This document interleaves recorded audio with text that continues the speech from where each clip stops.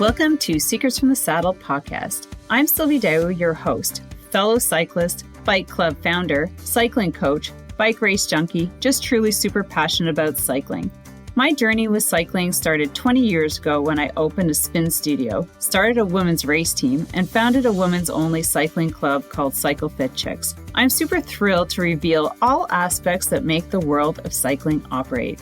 I'm so excited to be able to bring you interesting people from around the world, pro cyclists, recreational cyclists, coaches, event organizers, bike shop owners, everything and everyone you need to know or ever wondered about when it comes to cycling. I know you'll enjoy this episode.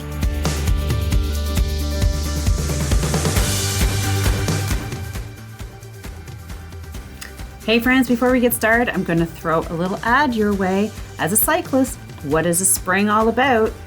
It's about getting your bike ready and learning some specific skills on how to deal with a bike mechanical while out for a ride.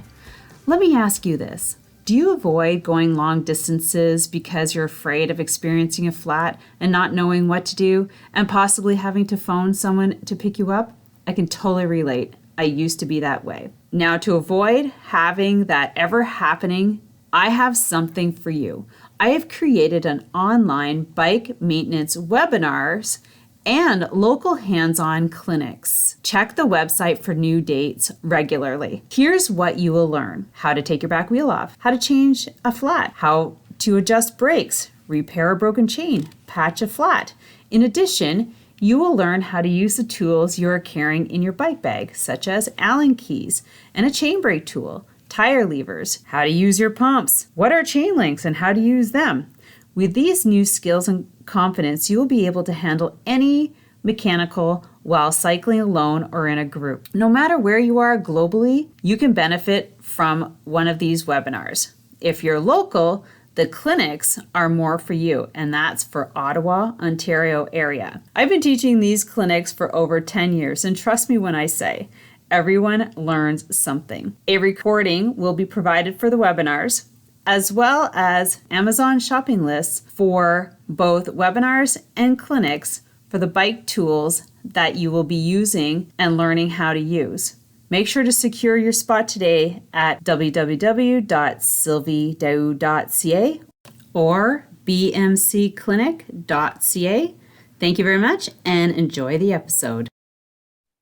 All right, welcome back to another episode of Secrets from the Saddle, All Things Cycling podcast with your host, Sylvie Dau, and who's sitting in Ontario, Quebec, Canada. And I have this amazing guest with us who is sitting in Switzerland. Is it Switzerland or Sweden? No, it's Switzerland. Switzerland. Dr. Antonella Santuccione, perfect. Santuccione. That's right. Chadha. Wonderful. And she is a scientist. I brought her, so I found her link through a women's race team that I'm part of. And I was like, this is so perfect. It's so different, but it's so essential because as women or even as men, because she has this project that we're going to talk about. And it just ties everything in with mental health, physical activity, disease, but preventing disease. And so here's a little bit about her before we bring Antonella in to chat. So Dr. Antonella is a medical doctor with expertise in clinical pathology, neuroscience, and psychiatric disorders. Her main project is the Women's Brain Project, which is what we are going to focus on. And it addresses the influence of sex and gender in mental and brain diseases. So this is what we're going to be bringing her out and talking about because I wasn't able to get enough little details, but we're going to bring her out and she's going to tell us how she got into it and how she designed and started this project. Welcome, Antonella. Thank you so much, Sylvie, for this wonderful introduction. And let me tell you a little bit about the Women's Brain Project. It was a conversation that happened among three scientists on the lake of Zurich here in Switzerland. And it was about 3 women. I was one of them. And we had our kids pulling left and right because after they had their ice cream, they wanted to go back home. You know, they wanted to return home and maybe watch some TV. But we had still an idea to debate. We really thought we have to speak about this. We have to create an organization to understand how sex and gender differences might impact brain and mental diseases. Now, let me tell you what we mean with sex and what we mean with gender. When we refer to sex, it's about our DNA. So actually, any information which is embedded in our DNA and which translate into the way we function with our body, with our brain, our hormonal setting, our microbiome, proteomics, whatever, you know. When we speak about gender, it is about the social construct that a human being might have within a society, or the social representation that this person chooses to have within a given society. So it's also a self decision sometimes. And we believe that both this component have a profound impact on the way the brain might disease or the brain might eventually function. And we thought that this is important because in the end it translates on how we develop treatment solutions. It's about how we take care of our bodies and our brains.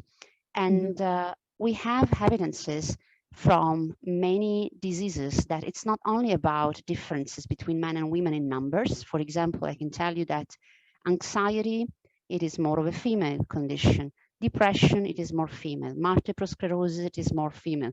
Alzheimer's disease, 70% of the patients are women, etc., etc. But it's also about how the disease manifests. So the symptoms, there are differences in the way the symptoms might occur in a woman versus a man. It's about the way the disease progresses over time. For instance, I can tell you that what it's known, very often women with Alzheimer's disease progress as twice as fast as a man, which is actually very meaningful. Yeah, please. That's Alzheimer's? That's Alzheimer's, yes. Yeah, okay. You know, women progress twice as faster as a man will do, which is meaning that they decline very fast. And the question is, are those differences really taken into account when we do drug development, when we do prevention of a disease, when we consider which are the specific needs of a patient? And the answer is no, because actually women are considered like little men, if you know what I mean. We're just considered like smaller and all is fine. Actually, no, because we have specific needs also given to the specific hormonal phases of our life. I can tell you, for example, that often premenopause, menopause might represent risk factors for developing this cognitive decline. So it's very important that a woman, exactly during this time of her life, she starts to take some actions to prevent this type of diseases that might happen in 20 years later. So one has to proactively work on its own body, its own brain, to avoid that later on in life you have the bad surprise of having such a disease. I'm not saying that this is a way to cure. I'm just saying this is a way to delay as much as possible, to prevent as much as possible onset of neurodegenerative conditions. And it means clinical exercise. It means what we eat, the way we sleep. It means social interaction, to be socially engaged, socially active. It is a very powerful tool to maintain your cognitive function very well and vivid till the end of your life.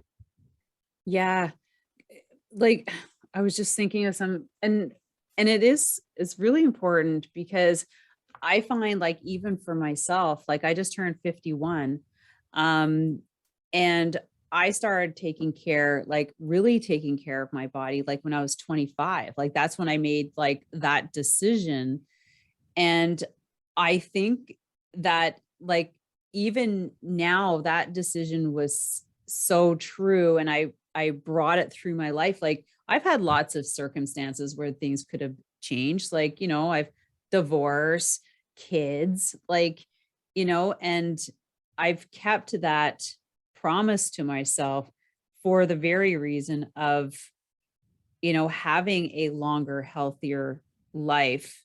And even like, you know, 6 years ago when I turned 45, I was like, okay, things are changing. Now I've really got to be serious about, you know, certain things like physical activity, like we were just talking about, and how that affects your body on a daily basis, like eating well, Absolutely. sleeping, and all this stuff. I love how it always comes back around. Like, but and I know that you're going to get really like scientific about it, and I think that's great. And I want people to really think about it because you can start now. The thing is like starting now. Absolutely. Yes, it is. The good news is that it's never too late. I mean, we have Yeah. scientific evidences that prove that even if you start later in your life, there is a Hmm. meaningful impact on your cognitive state. And it means, yeah, you can always take an action to improve the way your brain is functioning. And let's be very precise about it. The brain, it is the control center of all our body. So the way the brain it works, it will influence the functioning of the rest of our body as well.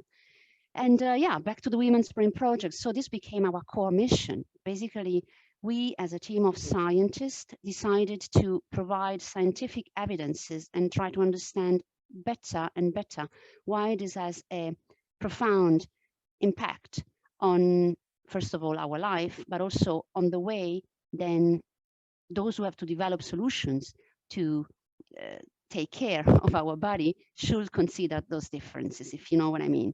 And Hmm. I give you just some example. What we know, for example, this is a report from the General Accounting Office of the United States, which is quite obsolete. It's 2001, this Oh, report. And since then, nobody really made such a study ever again. But what it was shown then is that out of 10 drugs that were withdrawn from the market in the United States, 8, it was because they had major side effects on women, lethal side mm. effects, which Yeah. means women have died. The drug was withdrawn from the market. We literally throw in the garbage 20 years of clinical research plus billions of dollars because it takes billions to bring a drug on the market. And the paradox is that I'm pretty sure there were people that might have benefited out of those drugs, maybe not the female population or not certain Mm. type of female, but I'm sure that some people were happy and had a response to this drug, which means they couldn't have the treatment anymore in the pharmacy. If they would have gone and want to buy this drug, it was not available anymore. So it's a bit of a paradox, if you know what I mean, because it means we are doing what we call shallow medicine. So it is not a precise approach. And we advocate for considering sex and gender differences in diseases as the gateway for precision medicine. Precision medicine, it is the future of medicine where we will have a personally tailored medical solution, or if you wish, in the case of physical activity, one should do a personally tailored physical uh, activity program that will have the best possible outcomes. Because, I mean, let's be frank, if I have some certain type of diseases and comorbidity, I might need a different approach in terms of treatment than a person that doesn't have this situation. And maybe the Right. dosage of a drug has to be different. And maybe the interaction of these drugs will differ. And we know, for example, that women have the propensity of having more side effects because of drug interaction. And these are severe side effects as compared to the male population. And again, highly likely because those drugs were not properly studied on the female body. And that's what we're Right. doing with the Women's Brain Project. We are trying to bring attention to this unmet need. We are trying to educate all stakeholders to the importance of these differences that we name characteristics. Actually, we want to remove the word differences and replace it with the word characteristic. We believe that once we have done this crucial step, then we will really have precision medicine, because differences divide humans, and then you cluster, you divide, you differentiate. No, We want to consider characteristics of Mm-hmm. female body, male body, children body, and develop solutions that are really tailored to address specific needs. I give you another example. There is, unfortunately, evidences that point that there is an increasing number of Parkinson in younger women. And when we speak with patients that are in this situation, so I'm talking about 40, 45 years old female, they might still having, the wish of having a child, or they might still have their hormonal monthly fluctuation, which means related to the menstrual cycle. And Mm-hmm. they will tell you very clearly that the way the drugs are acting will differ depending on the phase of the menstrual cycle they are in. And this has to be taken into account. We strongly believe that this has to be considered when you manage a patient. The same is true for women which have epilepsy. It's very important that these women are educated to the risk of treatments when you take drugs for epilepsy and you decide to have a child, for example. So what I'm trying to tell you is that it's not only about pharmacokinetics, pharmacodynamics of how a drug might work differently in the body of a woman versus the body of a man, but it's also about the specific needs related to the phase of the life of an individual and where you're in. It might well differ if you are a young patient, if you are a middle life stage patient, or if you are an elderly patient. And this is why we need to tailor according to all these phases of our life. And that's what we do. We generate science, we educate, we write books, we write articles. It's never ending, Sylvie. It's a basically, imagine we started with 3 women. I told you this was 2015, isn't it? And now we are 60 scientists across the world that are, yes, it's really impressive. Most of them, they do this work pro bono. So, which is even more impressive because they dedicate their time, their knowledge to generate scientific evidences as why this is important. And we educate accordingly. We educate the drug developers, the policymakers, we educate regulators, we educate the lay public, we educate the media about those differences. And of course, we also have a permanent staff that makes the 100% day-to-day business activities. But just to tell you that from an idea of 3 women a few years ago on an afternoon in Zurich with kids pulling left and right, Over ice cream. Yes, we came up with a global organization where you have lots of people not only working for the Women's Brain Project, but also volunteering for this work, which is phenomenal because it shows that people believe in what we do, we are credible, and people want to change for better. People want to transform. People want to ameliorate science and the way we do drug development. And this is so important. So are you working with a major drug company to start separating some of these differences from the said drugs that are already out there now? Because like, I get it. They're making one drug. It's like for everybody. Now you're saying you got to take this drug. What has it done for women? What kind of side effects did it affect? How can we split it and make one for men and one for women that's totally different?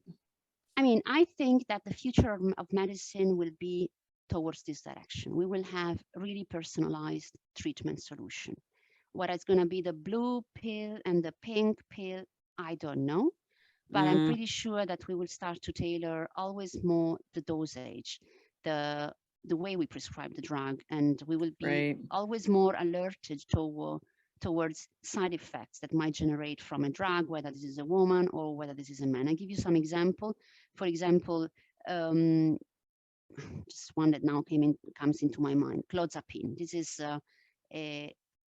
an antipsychotic which is prescribed for schizophrenia, for major depression. So it's an important type of therapy, right? And agranulocytosis, which is a side effect of this drug, which means you have a reduction in the white cells in your blood and might predispose you to severe infections, which can turn out even into a lethal outcome. And psychiatrists who prescribes these drugs, they monitor very frequently their patients to avoid that this can happen. Well, agranulocytosis, this specific side effects, it's more common in the women than in men. Now, if a doctor knows about it, he will be more alerted, more careful when treating a woman versus a man. And this is just an example. So to your question, with whom we are working, we work with everybody. We work with anyone who wants to learn. We have become pioneer and worldwide experts in this field. So we have several collaboration with the pharma industries that wants to understand how to implement consideration of sex and gender differences in their pipeline. And it's work in progress. It's nobody's fault. I mean, it's an evolving field. Medicine, it is a relatively modern science, if you wish. We are learning lots of things while we speak.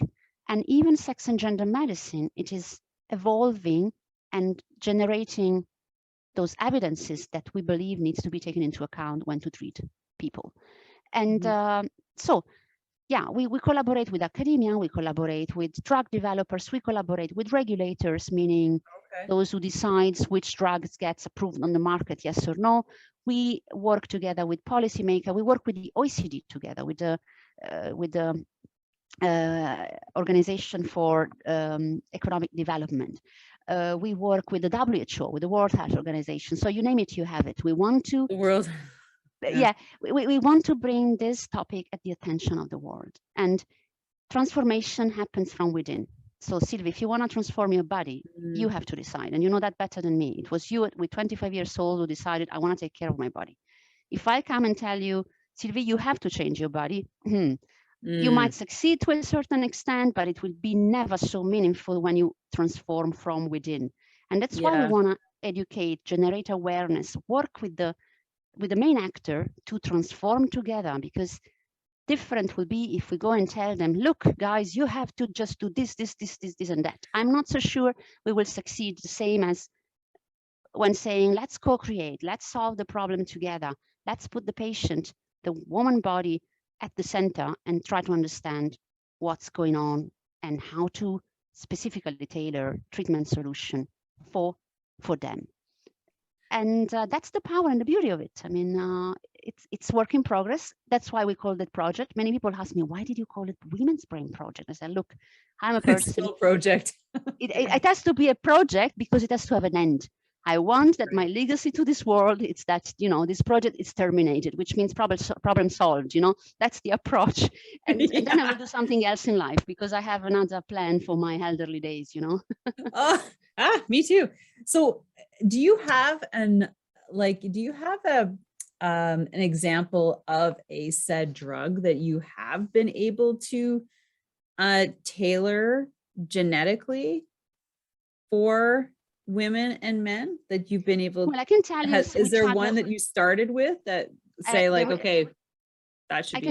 I can tell you that I can give you some examples that are available from published literature. For example, aspirin. There is cardioaspirin that you start to take to prevent problems related to the heart or problems related to your brain. What we know, for example, is that aspirin prevents stroke in women much more than cardiovascular events. Vice versa, in the man population, it is much more meaningful to have a treatment with cardioaspirin to prevent cardiovascular events rather than stroke. And this is what meta-analysis shows. You know, you need to make the research to understand how those drugs work. And this is why real-world evidence are also very important, which means create registry of patients that are observed longitudinally within a registry to then understand which type of clinical outcomes has been impacted in a certain way, whether it's a man or a woman. And also ethnicity plays a role. You know, it's not only about sex and gender, there is much more beyond. Think about, as I said, ethnicity, think about education. They say it in Canadian, with better pronunciation than mine. Can you repeat? Ethnicity. Fantastic. I was just like, what? Yeah, you know, my strong Italian accent. I mean, I'm originally from Italy. And I still carry this Italian accent. On top of Oh, this, it's nice. my voice today, it's not at its best. I told you I'm recovering from a cold, and but I'm trying to do my best. So back to the point. That's what I'm trying to tell you, that there are several examples, and we are starting now to analyze more and more therapies that might have different type of outcomes in men and women, and also related to the way the drug has been prescribed in terms of dosage, but also the mode of action. So as I said, it is work in progress. We are analyzing, and we are happy at some point later on to bring even more scientific evidences as why Wow. this is very important. The same is true for migraine. Migraine, it's also a female disease, right?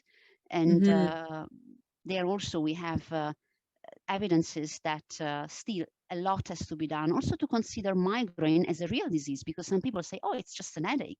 But Sylvie, Yeah. try to speak with people which have really migraine attacks. That's not fun. And No, we I have to have a remove couple also, girlfriends who exactly, are we like also that. have to Yeah. remove all this prejudice around female conditions that it's just an headache, it's just menstrual pain. It is even worse if you think about, I'm sure you know about it, that more and more finally there is awareness about the fact that even an heart attack can have a completely different symptomatic in a woman versus a man. Because with a woman, it won't be the typical symptoms of having maybe pain to the left arm, or dyspnea, or pain to the chest like in the men. With a woman, it's much more, if you wish, more subtle and more difficult to understand, because often it is just nausea or No. vomiting, and people think, oh, maybe she's got a virus or a gastroenteritis, and then it turns to be that it was an heart attack and the woman died. You will hear many of the stories. So we need Oh, to really? educate also, yes, Sylvie, we need to educate the patients, meaning us.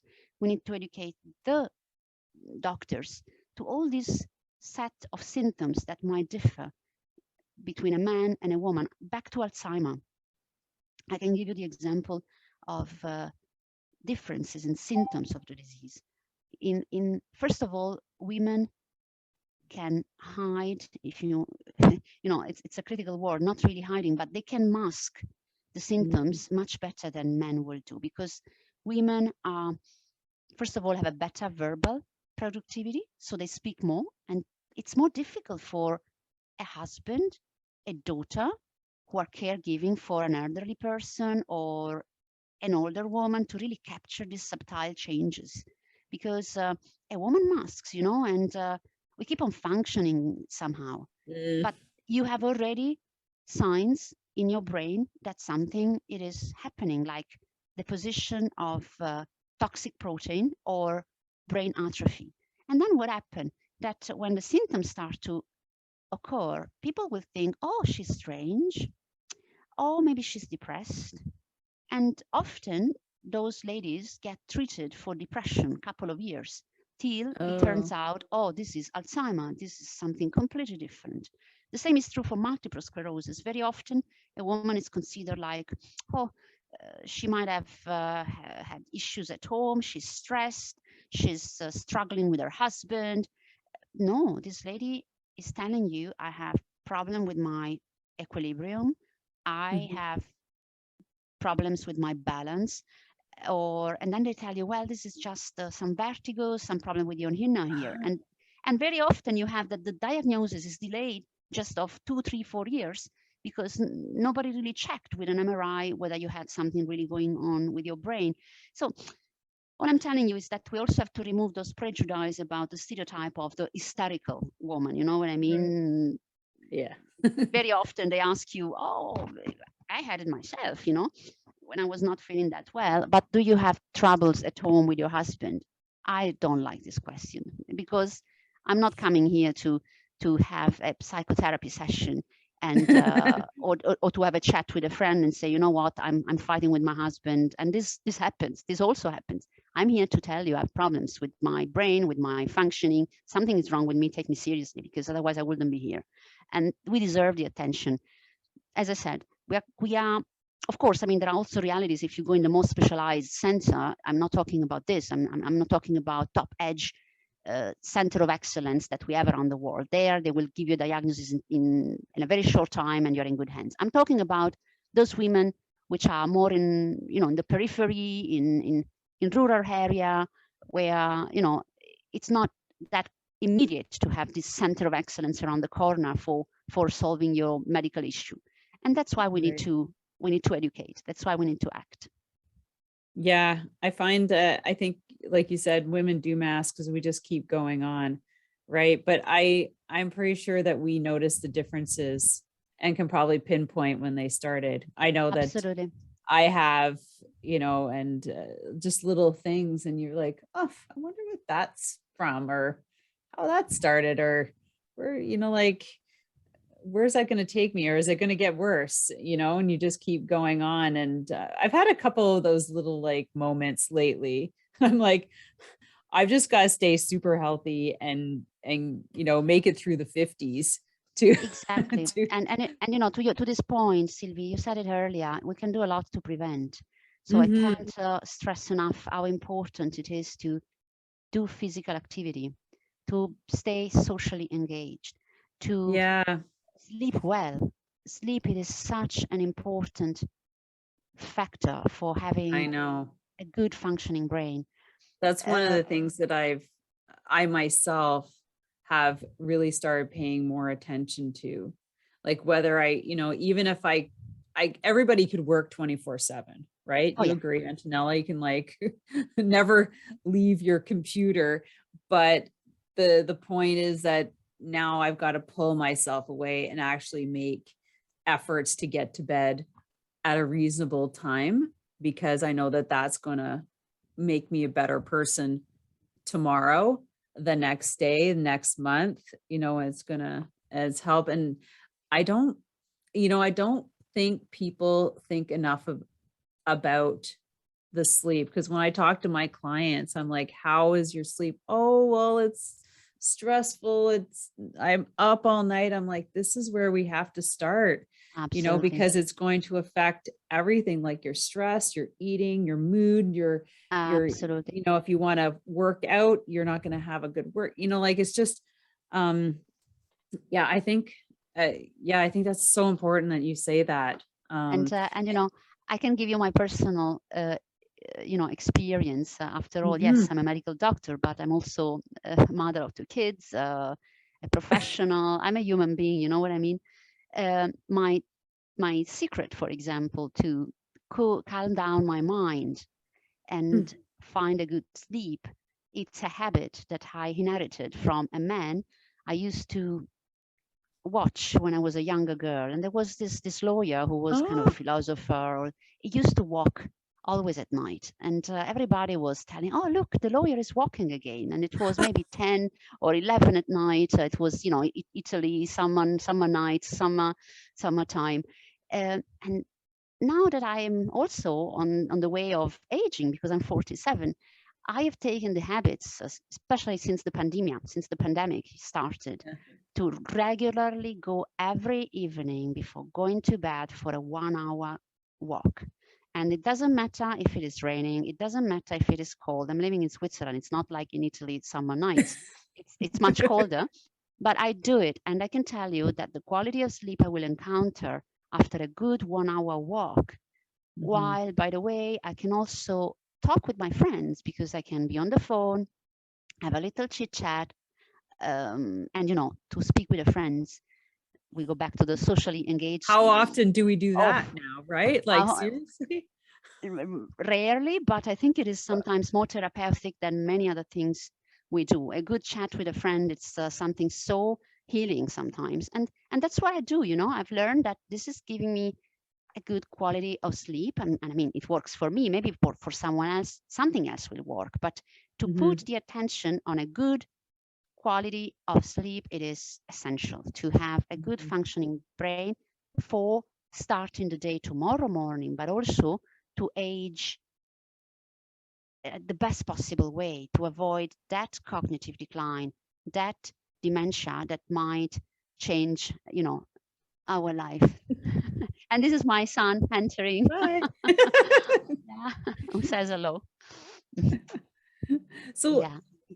I always wonder, and I think we mentioned this before, that, even though the pharmaceutical, the drug is like there's so much disease, why is there no emphasis on like what you just talked about? Like how we can reverse some of these things, not by drugs, but I know it's a cheap, like it doesn't put any money in the pharmaceuticals pockets at all, but Well, I wouldn't say it's so. one of I the wouldn't things that say so. everybody could do. I think again, there is a wind of change, and even in the pharmaceutical industry, there is the clear understanding that we need to have an holistic approach if we want to have the well-being of our patients and be our Right. patients adherent to the solution that we are providing. Um, more and more, I think we are observing the patient centricity in anything that it's done. So to really co-create also with the patients possible solutions that represent a real benefit. And this implies also digital solution. More and more people have the benefit of having apps on their phone and monitor the treatment response, or being in a platform where they can interact with other patients, or way to report side effects. This is so important. This is Right. also happening while we speak. And again, it's work in progress. Of course, to your question, I would like to bring another provocative thoughts across. More and more, we are seeing that there are profound investment into science which understands the way we age. So No. aging, yeah, and this is the future, I think. I Oh think yeah. that, if we start to understand why we age, how we age, and how to block or delay that pathway, that's another successful tool for having a better quality of life. I'm not saying to you that we have to live forever, but I'm telling you, why don't we try to understand which are those mechanisms related to age that predispose us to have those chronic diseases? Because the major risk factor for any chronic condition, Alzheimer, Parkinson, diabetes, hypertension, cardiovascular diseases, it is aging, right? That's the main risk factor. So by understanding what's happening in that process and stopping that process or delaying that process, it's the key to avoid all those chronic conditions that predispose us to comorbidities, polypharmacy, very high cost for the healthcare system. And we know that we can't sustain an healthcare system that becomes more and more expensive. We have to try to do the opposite, to basically reduce the cost by implementing those preventive measures. And I think that even health insurances are more and more putting an emphasis on all those aspects. And that's the beauty of it. The whole system is moving towards something new, focus more to prevention, focus more to understanding what's happening with aging and how to revert or how to stop that process. And I hope that in the near future, I will have also a major role in this, because that's one of the possible new steps I'm going to take forward in my career. Second. My husband's printing something. I got the printer behind me.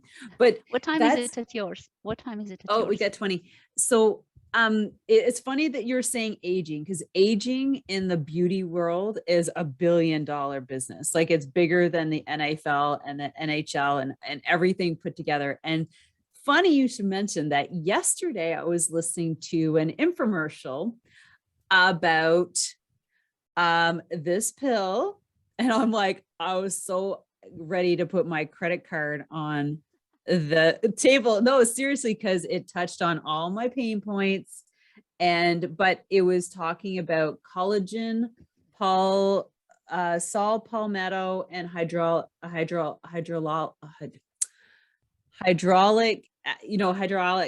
acid, like Yeah. I can't say it right now. So, and how it's like those three combinations have been able to, let's just say I was listening to the story and I'm like, so wanted to believe this, has helped certain people, age, and we're just talking about physical. We're not talking internal. Well, they're talking about internal, but we're not talking about drugs. I am talking about internal. My dream, yeah, I know cancer, it's internal, but it's not drug related, but it's like about your face. It's about your skin. It's about aging. And I was just like, oh my God, where's my credit card? That's the paradox. You have lots of money and lots of big business behind the aging beauty chapter.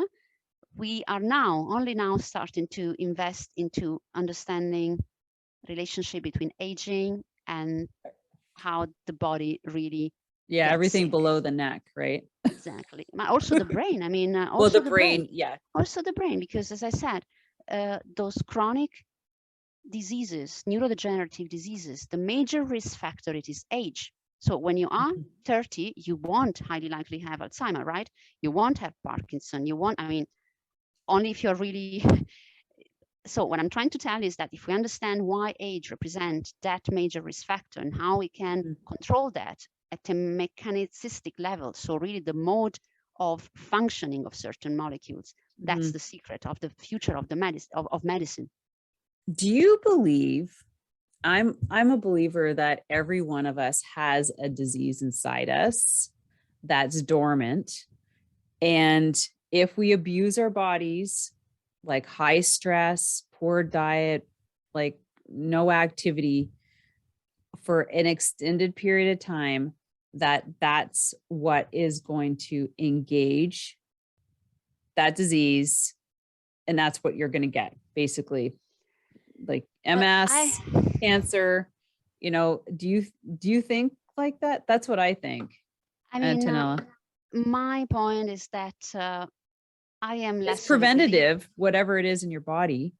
That's for sure. I mean, I'm less of a believer. I'm more of an observer. So I base my thoughts on the facts. Unfortunately, there is also the stochastic event, which means the bad luck. Very often, medicine is driven by the bad luck. We ask ourselves, why did I get now cancer? It's not because you necessarily did not exercise or you didn't do this, you didn't do that. Highly likely it's also because you had that bad luck. To your point, though, there is still a lot that one can do, either to, as I said, ideally prevent that stochastic event or delay that stochastic event, or once it happened, to keep it under control. Because what we know, even if you're a cancer patient, if you exercise, we know that in women that have breast cancer, for example, and receive therapy for it, whether surgery or chemotherapy, afterwards, if they train, the rate of disease progression will be slower, right, than a patient that might not train at all. And it's not only about disease progression, it's also the state of mind you're in. That's why it is so important. There is a strong interrelationship between our body and how we interpret things related to our body and how good we feel about it, right? How we can accept events that might be also terrible events, but if you have a strong mind, you can metabolize it much better than if your mind is weak or if you don't have tools that allows you to cope with it. I give you an example. Rituals might sound very banal, but why do people stick to rituals, and why do rituals make you stronger? And we need those rituals. How do you pronounce that in proper English? Rituals. Rituals. Yes, very good. Very well said. Thank you, Sylvie. Your pronunciation is excellent. We work well together. So say it again. That people rituals. Understand. Very good. Rituals. So these are things that allow us to cope with events much better, which allow us to cope with stress. They prepare us to face, I don't know, a test at school when we are young, or I don't know, a major, if you have to give a talk in front of an audience. There are little rituals that will allow you to perform much better. And these are everyone will have its own. But when you speak with athletes, you know, for me that was one of the greatest learning. I spoken with an amazing lady. She's 3 times winner of the gold medal for how is it called nowadays in English? She's a ski athlete, a Swiss one. She just Nordic skiing. You know, the slalom. No, slalom. How do you say? Yeah, the slalom. Yeah, exactly. Thank you.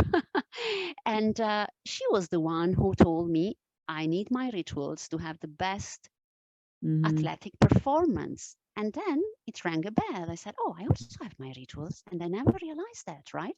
But I tend to go always to the same holiday place in summer to see that people are still healthy, that place still exists, that I can move easily without knowing where to go and buy the bread, you know. Or I usually wear a red dress when I have a very important thing to be done, or I buy sometimes a new dress. I buy a new dress, Sylvie, every time I have to do something particularly challenging for me from an emotional point of view, like a big event or meeting important people. And you should. I do, you know, but it's this little trick, and everybody will have its own. Do you know what I mean? So yeah. It's the way we cope with life, and those things will allow you to face even unfortunate event in a much better possible way. Back to the brain. You know, in the past we used to pray much more.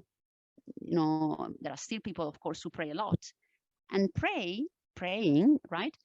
It's having the same benefit as meditation on our brain. So it's this kind of mantra, rituals, calming down processes that have a tremendous beneficial impact on our brain. So what I'm telling is also that we should teach our kids, our young generation, to have those rituals or methods in place, like meditating or even praying if they want, to just put the mind at peace and calm down. I think this is so important. And in our hectic lifestyle, we often forget, right? Yeah. Yeah. It's just, it kind of makes me think of my son, who's 9, and he has to have one of us rub his back every night. So he calms and he just falls asleep. And I, you know, sometimes I just make so much fun of him, but, you know, and I get it. It's just like every night, just calming the mind. And he just falls asleep. Like, so everybody needs to get somebody to rub their back. No, I'm just kidding. My husband likes it too. Might work.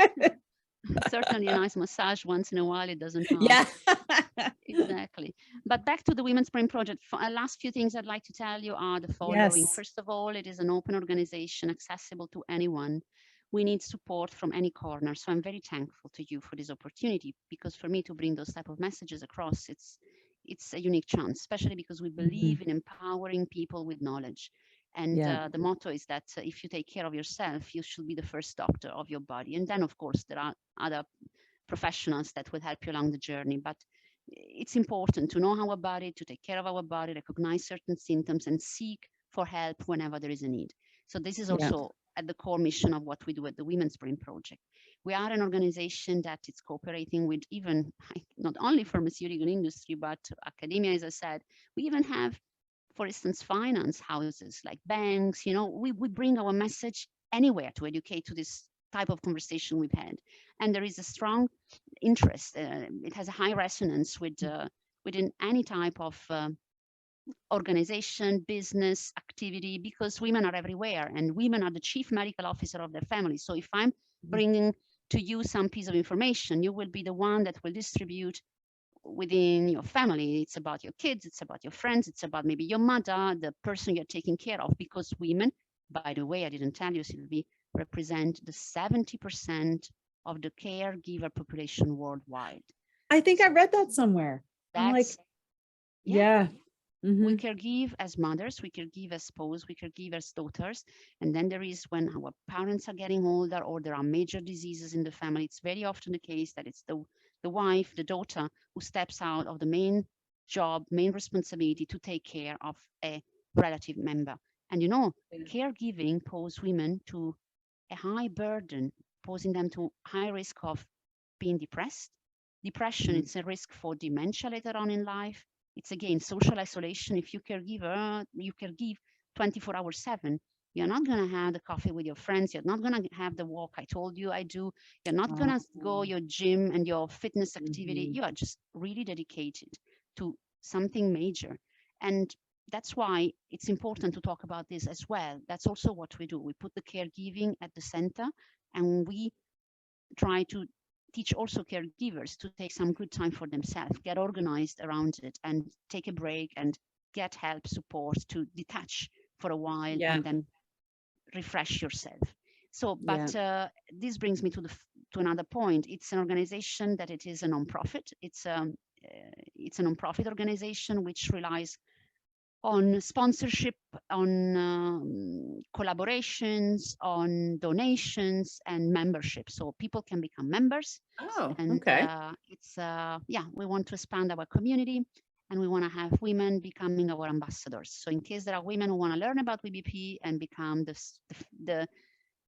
seeding ambassadors elsewhere, from Canada to, we now have our satellite organization getting established in Australia. We have our satellite organization in India. So if you have ambassadors that wants to be created around the world, just knock at the door and we will be more than glad to create those. So Antonella, did you mention that somebody could reach out to your organization to have somebody come in and talk about the Women's Brain Project? Absolutely. Okay, so is that all on the website? Is that where, like, if we have a listener who's interested in having someone from your organization come to their workplace or women's group, or absolutely, then that's what we do. And it's very easy. You just need to drop an email to info@womensbrainproject.com, and then we will organize accordingly.